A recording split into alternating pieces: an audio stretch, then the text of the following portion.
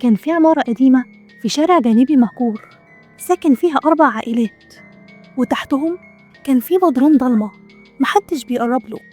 البدروم ده كان ساكن فيه راجل عجوز أعرج. الناس دايما كانت بتبعد عنه، وأي حد بيقابله كان بيحس بخنقة غريبة.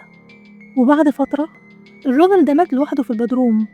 البواب هو اللي لقى جثته، ومن يومها العمارة اتبدلت.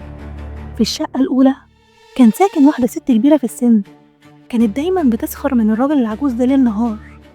وفي يوم لقوها مرمية جنب السلم، رقبتها مكسورة كأن حد زقها من فوق.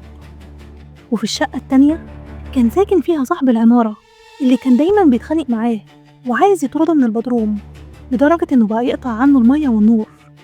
وفي يوم لقوا نار طالعة من شباك أوضته، اتحرق وهو نايم. النار مسكت في سريره بس من غير سبب. وفي الشقة التالتة كان في عيلة ساكنة فيها، كانوا دايما متعودين يدوله الأكل البايت والمتعفن عندهم. وفي يوم لقوهم ميتين في المطبخ، والسفرة مليانة أكل متعفن كأنهم اتسمموا منه.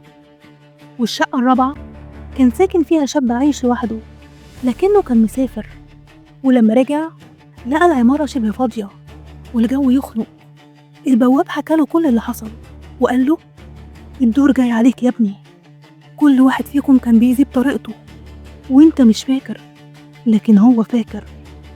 الشاب حس بالرعب وراح لم هدومه وجري من العمارة في نص الليل، لكن وهو ماشي بص وراه، شاف البدروم منور وظل الأعرج واقف قدام فتحة الباب بيعرج ناحيته.